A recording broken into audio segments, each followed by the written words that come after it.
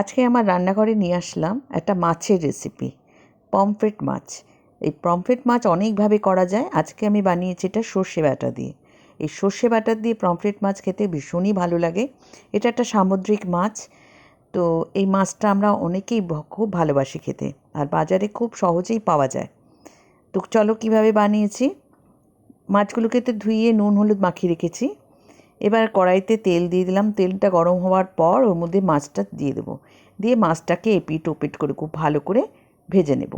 এই মাছে কিন্তু আমি কোনো রকম তেল টেল দিইনি, শুধু নুন হলুদ মাখিয়ে রেখেছিলাম। 10 মিনিট মাখিয়ে রেখেছিলাম। দিয়ে সর্ষের তেল কড়াইতে দিয়ে তেলটা গরম হওয়ার পর এর মধ্যে দিয়েছি। এই মাছটা কিন্তু গায়ে ফোটে না, সেজন্য ঢাকা দেওয়ার দরকারও নেই।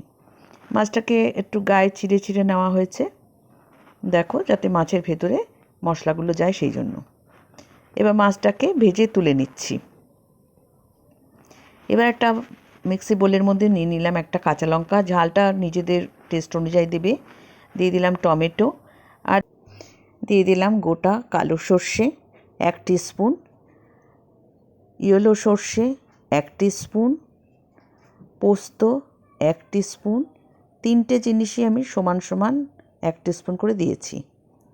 আর দিয়ে দিচ্ছি নুন, স্বাদ মতো নুন। দিয়ে একটু জল দিয়ে এটা পেস্ট করে নিচ্ছি, মিহি পেস্ট। এটা খুব মিহি করে পেস্ট করলাম একটু জল দিয়ে। এবার এই পেস্টের মধ্যে আমি দিয়ে দিলাম হলুদ, আর দিয়ে দিচ্ছি নুন, মিশিয়ে এটা রেখে দিচ্ছি। এবার কড়াই বসিয়ে দিয়েছি, তেল গরম হয়ে গেছে। এর মধ্যে দিয়ে দিলাম কালো জিরে। কালো জিরেটা একটু গরম হয়ে যাওয়ার পর একটু চিনি দিয়ে দিলাম, এখানে 1/2 টিস্পুন। এটাতে কালারটা ভালো আসবে। এবার গরম তেলের মধ্যে খুব ভালো করে কালো জিরে আর চিনিটাকে একটু ভেজে নিতে হবে। মানে চিনিটা গলে যাওয়া পর্যন্ত একটু নাড়াচাড়া করতে হবে, যাতে চিনিটা তেলের মধ্যে গুলে যায়। তারপরে এবার দিয়ে দিলাম এর মধ্যে সর্ষে বাটাটা দিয়ে সর্ষে বাটাটাকেও তেলের মধ্যে ভালো করে নাড়াচাড়া করতে হবে। ঠিক এইভাবে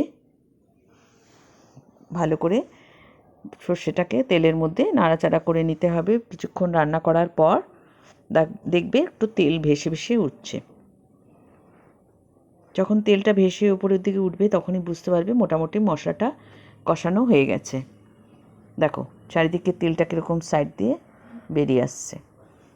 চিনিটা দেওয়াতে এটা কালারটা খুব সুন্দর হয় আর খেতেও টেস্ট হয়। এবার এর মধ্যে একটু জল দিয়ে দিলাম, দিয়ে এবার এটাকে একটু ফুটতে দেব। রান্নাটা খুব সহজ, কিন্তু খেতে খুব ভালো হয়। ঠিক এইভাবে করবে, আর খেয়ে দেখো কেমন লাগে, অতি অবশ্যই আমাকে জানাবে। দিয়ে দিলাম ধনেপাতা, একটু ধনেপাতা দিয়ে দিলাম, তাহলে মশলাটার মধ্যে ধনেপাতার একটু গন্ধ হয়, ভাল লাগে। এবার একে একে পমফ্রেট মাছগুলো এর মধ্যে দিয়ে দিলাম। দিয়ে এপিট ওপিট করে এর মধ্যে 2-3 মিনিট একটু ফুটিয়ে নেব। নিয়ে তারপরে ওপর দিয়ে একটু ধনেপাতা ছড়িয়ে দিয়ে নামিয়ে নেব। কি ঝটপট হয়ে গেল। ঠিক এইভাবে বানাও, বানিয়ে খেয়ে দেখো। যদি ভালো লাগে অতি অবশ্যই কমেন্ট বক্সে কমেন্ট করে জানাবে। ভিডিওটা ভালো লাগলে অতি অবশ্যই লাইক শেয়ার সাবস্ক্রাইব করতে ভুলো না। সাবস্ক্রাইব করা থাকলে তাহলে আমি যখনই কোনো ভিডিও দেবো সাথে সাথে তোমরা পেয়ে যাবে। রান্নাগুলো তোমাদের কেমন লাগছে, চেষ্টা করি যে খুব সহজ রান্নাগুলো তোমাদেরকে সহজভাবে দেখাতে। আর যারা নতুন রান্নাঘরে যাচ্ছ তাদের অতি অবশ্যই কোনো উপকার হলে অতি অবশ্যই আমাকে কমেন্ট বক্সে কমেন্ট করে জানাবে। তোমরা কীরকম দেখছো, তোমাদের কেমন লাগছে। ভালো লাগলে একটা লাইক করতে, শেয়ার করতে ভুলো না।